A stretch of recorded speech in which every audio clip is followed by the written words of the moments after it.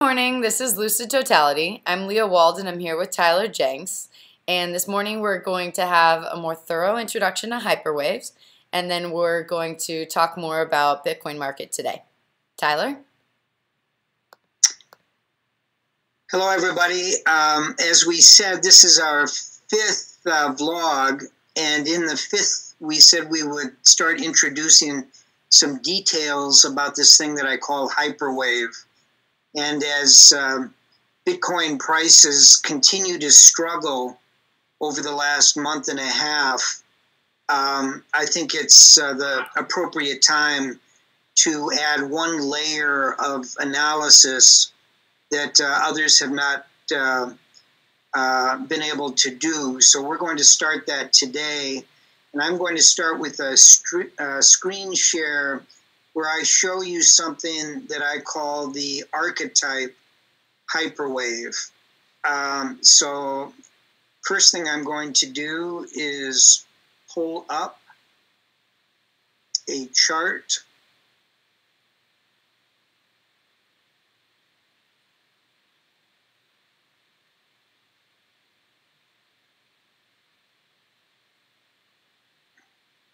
Can you see that?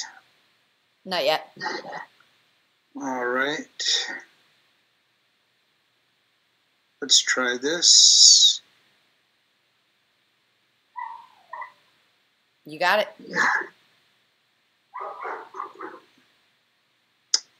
Now what you're looking at is something that I constructed about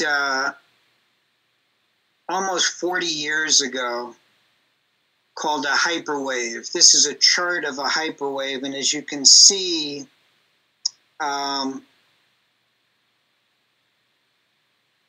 it has 7 numbers from 1 through 4, 5, 6, and 7. Every hyperwave has these 7 elements. I call them phases. And what we're going to do in coming vlogs is take a look at each one of the phases of a hyperwave, 1, 2, 3, 4, 5, 6, and 7, and explain how you identify them, where they come from, how they are all alike in various ways. But the best way of doing this, I believe, today is I'm going to give you 2 real examples of hyperwaves. The first one is International Harvester, the agricultural machine company. And I'm going to flip back and forth just a couple of times between the archetype, in other words, the model of all hyperwaves, and this particular one. You can quickly begin to recognize the movement of a hyperwave from the model to the actual. Now, I'll make a couple of comments about hyperwaves.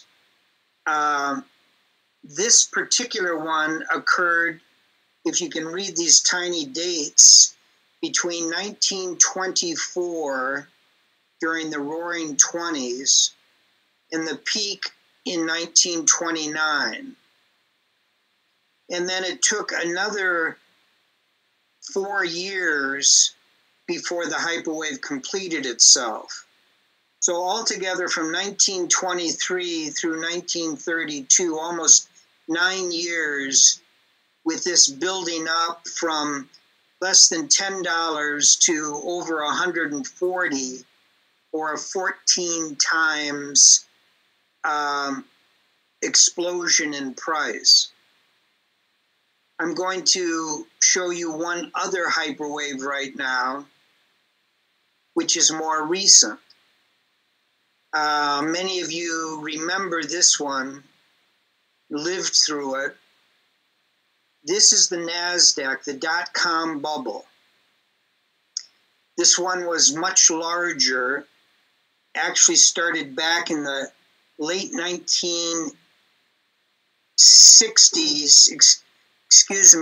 the 80s, ran up in the 1990s, and then became a full-blown hyperwave at its peak at 5,000 after running up almost 15 times, 15x in a fairly short period of time. Again, I'm going to show you the archetype and then the actual NASDAQ.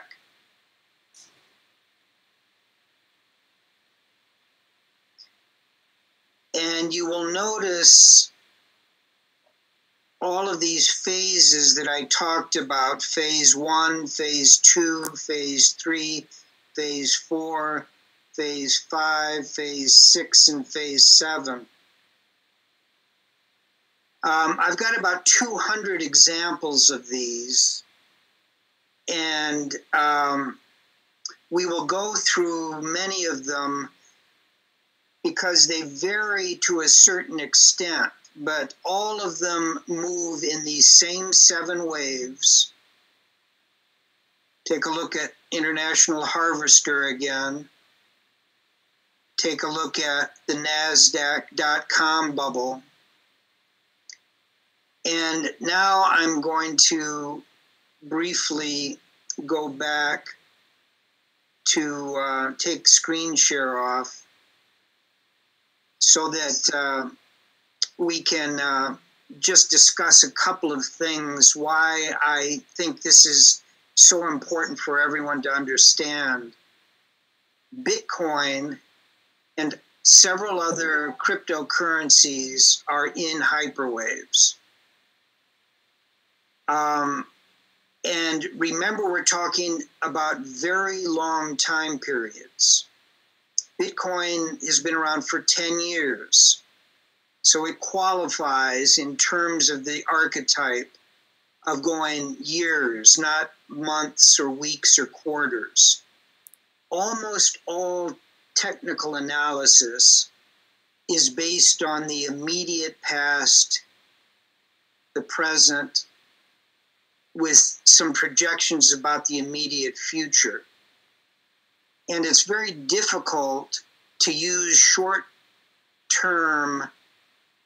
trading techniques, RSIs and MACDs, and even some of these great systems like the sequential or the TD system or the random number generator. Things like Elliott Wave. Elliott Wave has the ability to track very long time periods, but the use of it for a trader or for an investor or for a speculator is to be able to bring it right up to the present. One of the most important things about a hyperwave is, as you're in it, you know that large changes are coming that you can anticipate because they move in such a knowable fashion through these 7 waves. So at any point in time, you know exactly where you stand, and you don't have to use a lot of other techniques to know what the underlying strength or weakness is. So that is our brief introduction today to hyperwaves. In each of the next number of vlogs we do, we will use more and more examples, including the Japanese stock market, the gold and the silver market, the sugar and the cocoa market, plus a number of other stock markets and commodities around the world over long periods of time, right up to the present day.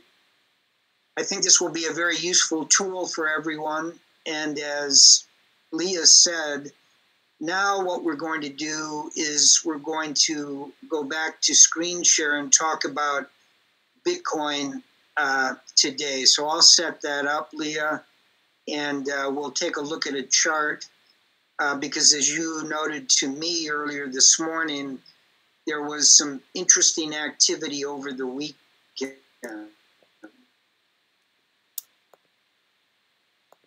Yeah, I did hear some wild things over the weekend about Tether dropping their auditor, and I was wondering if that had anything to do with the fall in the Bitcoin price. Yeah, that's a very good question. I noticed the same thing myself. Um, let me bring this up. Can you see that all right? Yeah. Okay, we're looking at Bitcoin. We're looking at a 4-hour bar chart, which includes all the way back up to the peak at 19,666. And then this long decline that has lasted now from December the 16th all the way till the end of January. So we're now a month and a half into this pullback, which makes it one of the longer ones that we've had, a full 50% drop from the top. And over the weekend, there was an attempt to break out briefly. I'm going to look at a shorter term time frame, and you'll notice on a 30-minute chart that we had run up on Saturday, Sunday, up all the way to 12,000 until late last night, and then took a drop down to 11,500, and then a very sharp drop earlier this morning all the way back to 11,000. So the people that were getting excited late last week that we could be breaking out and might be running to the upside are once again questioning exactly where we stand. If you remember, I made the case that right around the 11,100 level, where this horizontal line is now, is a war zone. And all of the buyers of Bitcoin are trying to get it to move up away from that line, and all the sellers believe this line is not going to hold and is going to drop sharply from here.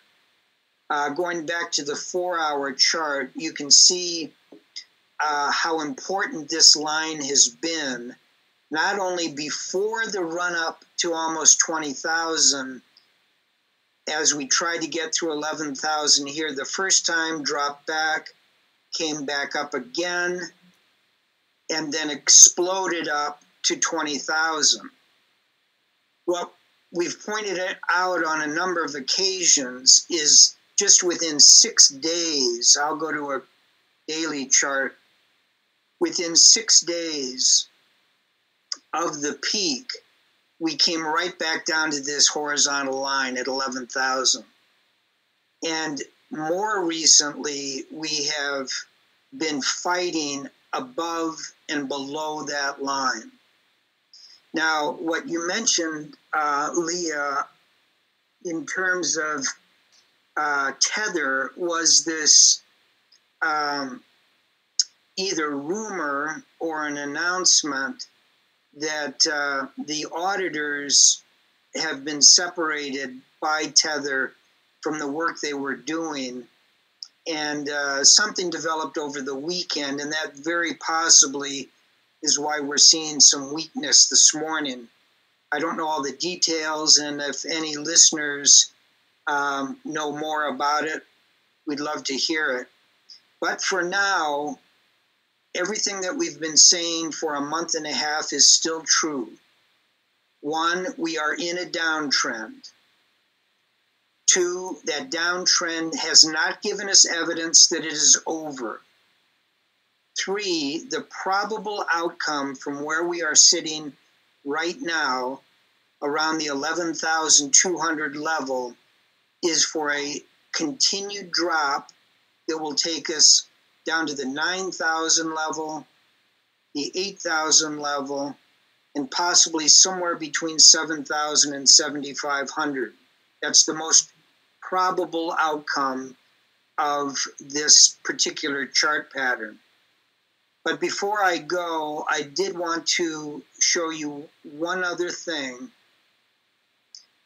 which on the daily chart should look to everybody very similar to how I started this vlog talking about hyperwaves.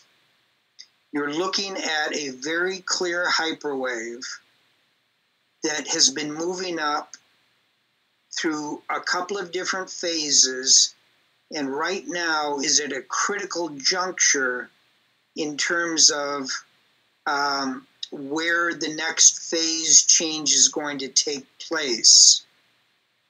That's why not only is this discussion about the Bitcoin price struggling at 11,000, but also the future of the movement of Bitcoin prices for the rest of 2018 and into 2019. So on each of these vlogs, we'll fill you in a little bit more. And with that, I will turn it back to Leah. Thank you for watching, everybody. Again, this is January 29th, and looking forward to talking to you soon again. Very good. Bye, everyone. Bye.